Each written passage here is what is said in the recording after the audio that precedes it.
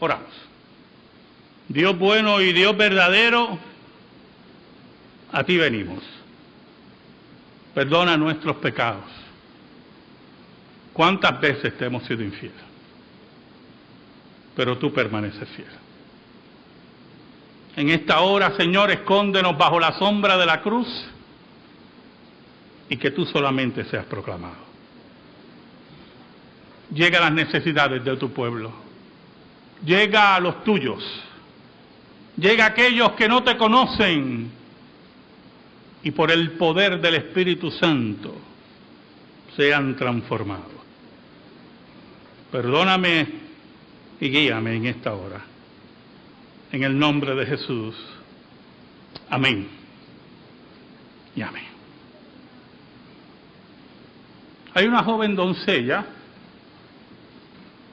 que recibe la visita de un ángel. El ángel la saluda en una forma tal que ella prácticamente se confunde. Salve muy favorecida, el Señor es contigo. Bendita tú entre todas las mujeres.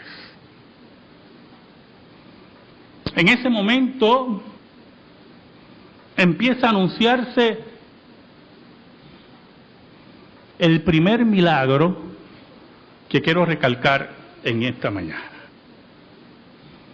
El ángel le dice que va a concebir, que desde su útero, que desde el interior de ella, esa creación increíble de Dios, ese don que tiene la mujer de impartir vida y sostener la vida, iba a estar embarazada. Si lo primero la confundió, lo segundo más la confundió. Y como mujer y como doncella recta, le dice al ángel, ¿cómo será esto si no conozco varón? ¿Cómo es posible que una doncella virgen, cómo es posible que una mujer que no ha experimentado los grandes misterios y las grandes satisfacciones de la sexualidad, conciba? El ángel le hace una descripción de lo que va a ocurrir. Una descripción que en cristología es muy importante.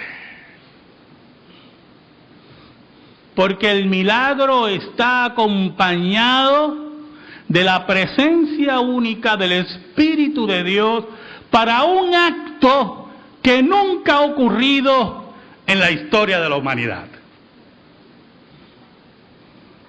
Ese acto significa que Dios tomará cuerpo en María y estará exento del pecado, libre de pecado. No solamente del pecado de María, porque el cuento de la impecabilidad de María se lo traga otro, sino también que estamos frente al evento más grande. Cristo viene a ser el segundo Adán. Y repite y se repite el axioma, característico del Dios de Israel, ese axioma que tiene que estar presente en nuestras vidas, que no se comparte con ninguno de los dioses que rodeaban a Israel, ese axioma que dice, hay algo imposible para Dios. Allí frente al ángel, con toda la gloria de Dios presente, y Dios tomando control del cuerpo y las emociones de María. María se humilla y dice: hágase la voluntad de Dios en mi vida. Eso es muy importante. Usted no controla los milagros. Dios es el soberano de los milagros. Cuando nosotros oímos la payasería de Milagros FED, Festival de Milagros, ¿quién es usted para hacer milagros? ¿Quién es usted para controlar la voluntad de Dios? Hay algo que un ser humano puede imposibilitar a Dios. Ahora, regularmente los milagros traen repercusiones, preguntas, dudas, interrogantes. Y un chisme le llegó a José: tu prometida está embarazada. Y es importante que usted entienda el relato. José no sabía nada del milagro y comenzó a cavilar cómo salir del problema sin injuriar a María. ¿Y por qué? Porque las vírgenes embarazadas no existen. Y él estaba muy convencido de eso, hermano. Por eso es importante que entendamos que hay milagros en la Escritura que no tienen repetición, hermano. No tienen repetición, tienen un propósito específico. Moisés, Dios lo llama al ministerio a los 80 años. Yo a mis 54 ya me estoy quejando.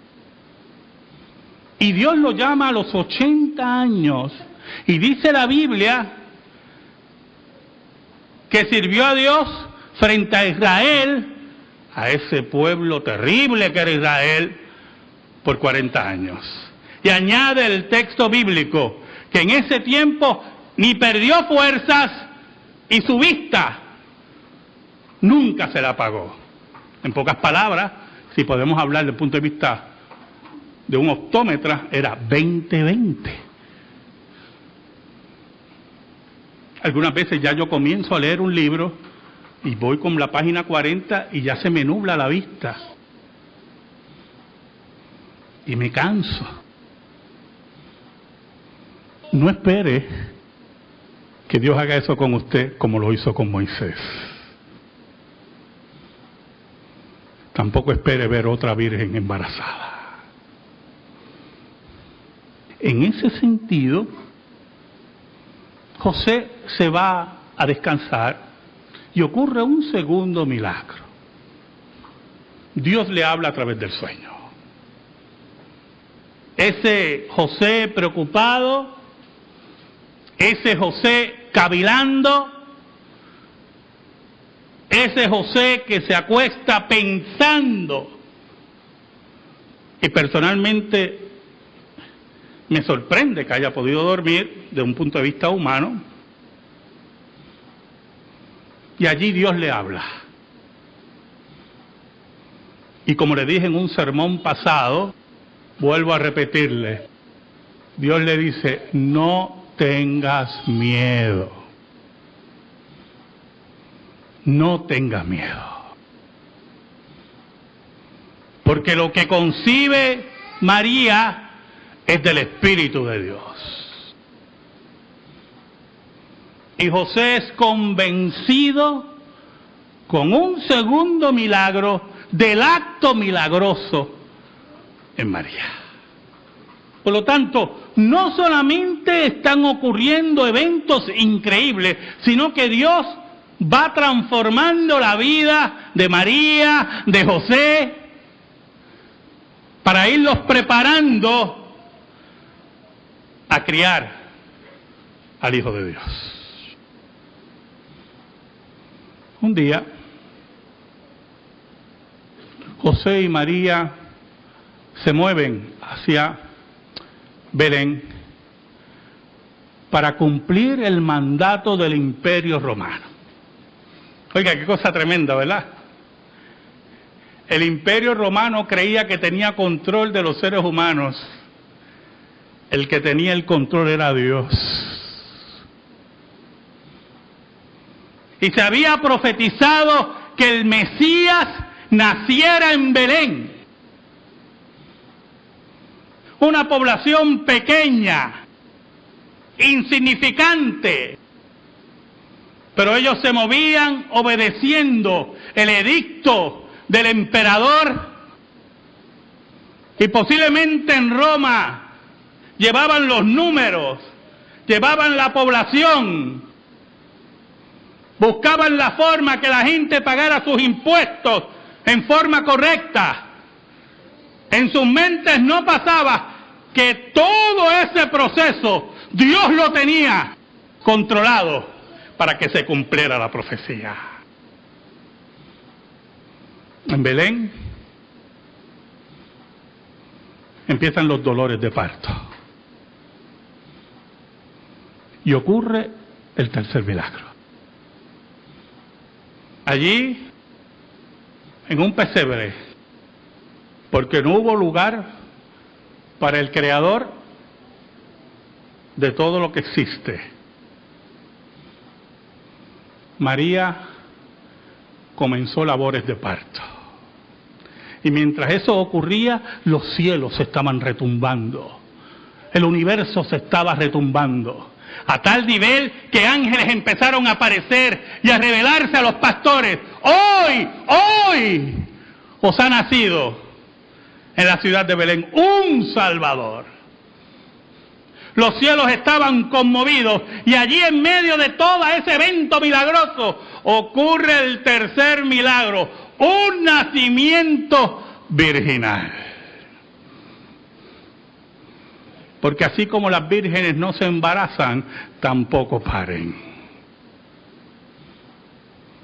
Allí en ese momento, donde los cielos se estaban conmoviendo, los pastores se movieron corriendo al anuncio de los ángeles para ver con sus ojos a Dios hecho hombre.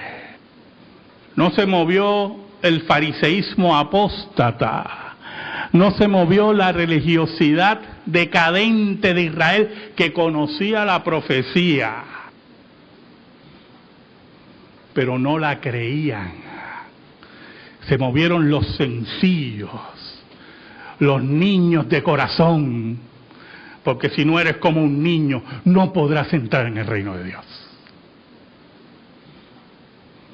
El tiempo pasó y ocurre un fenómeno astronómico, el cuarto milagro. Una estrella que se mueve como un helicóptero. ¿Usted ha visto estrellas fugaces, hermano? Yo he visto estrellas fugaces. Tardan eso, fugaz, 2 segundos. Por eso se llama estrellas fugaces, ¿verdad? Si tuvieran mucho movimiento serían cometas.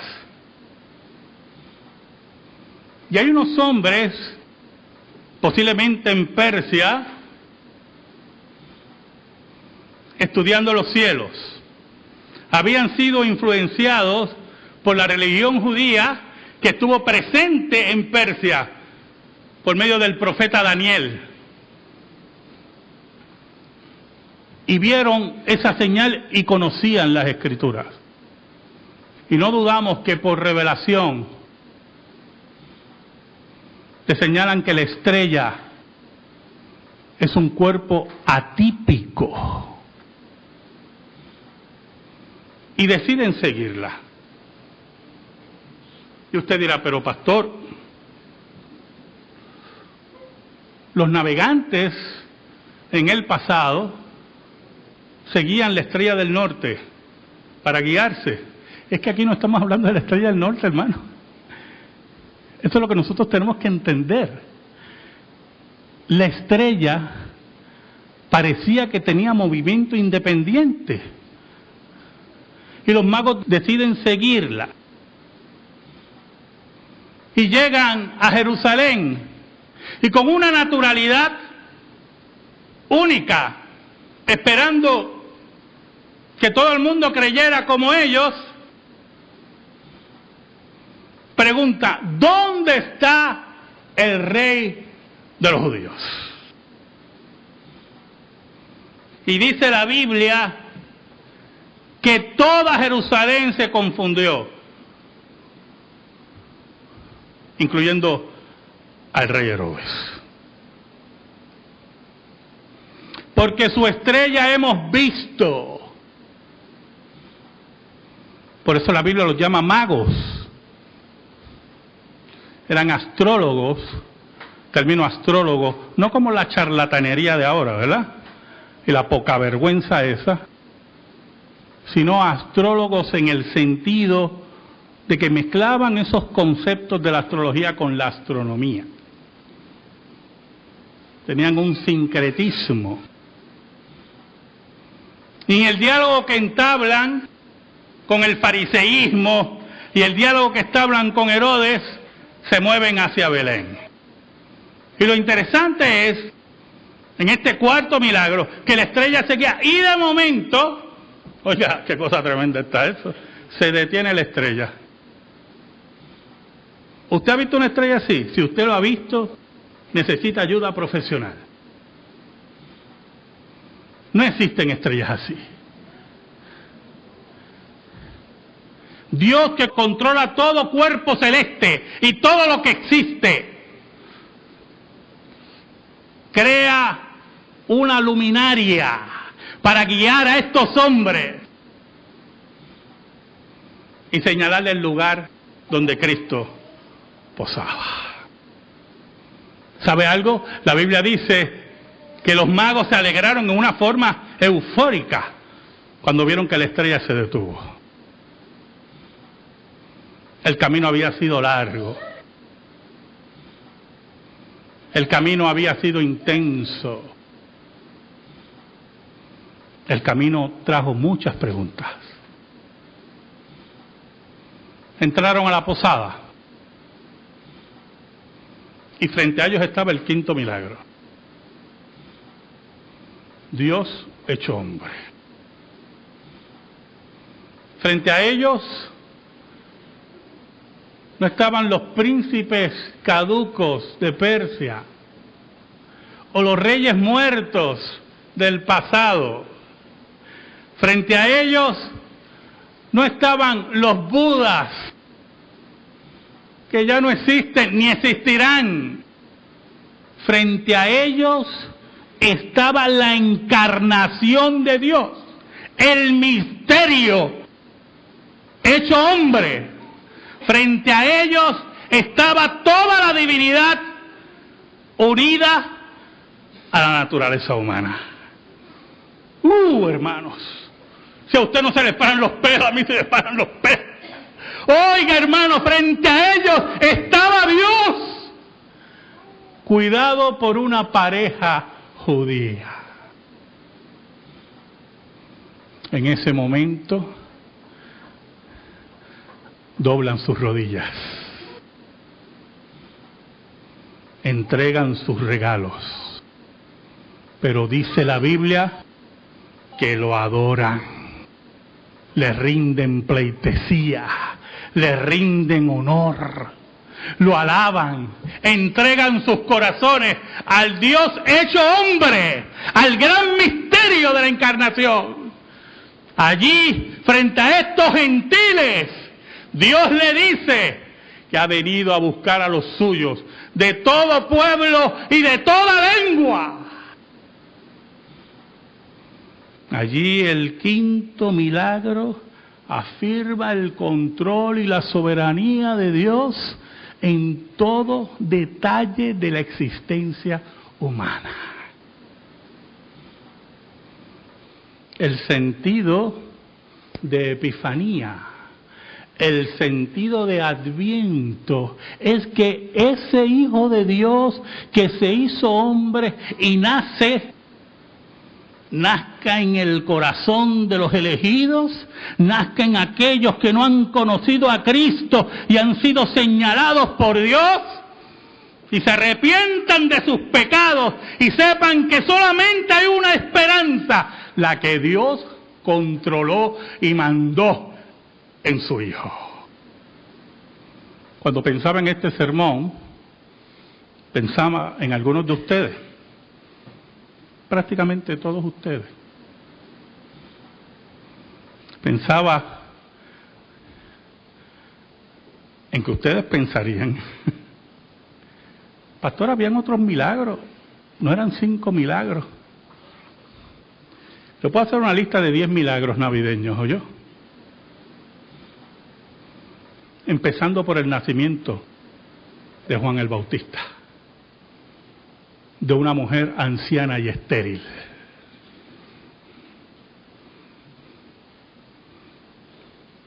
Pero meditaba profundamente en que la encarnación marca el hito del cristianismo, porque estamos frente a un hombre que fundó una religión y que no está muerto. El nacimiento de Jesús, el milagro de la encarnación, significa el control total de Dios de la historia y de la salvación de los suyos. No importa quién venga, ¿oyó? Quién vino en el pasado o quién venga en el futuro, no importa. No hay más vírgenes, no hay más dioses encarnados, no hay más resurrección. Eso nos pertenece a nosotros. Porque un día, así como Dios se dignó, como dice el salmista, en doblarse y mirar, un día tomó el control de nuestra vida, de nuestros ojos, de nuestro ser, y nos hizo mirar no solamente el pesebre, sino a la cruz. Y cuando nos hizo mirar a la cruz, comprendimos el misterio del pesebre. Y cuando la cruz se hizo real en nuestras vidas, comprendimos la tumba vacía. Amén. Gracias te damos, Señor, por tu palabra eterna. Y te pedimos, Señor, que esa palabra siempre esté en nuestra vida y en nuestro corazón. Por Cristo Jesús. Amén y amén. Estamos en silencio, hermanos.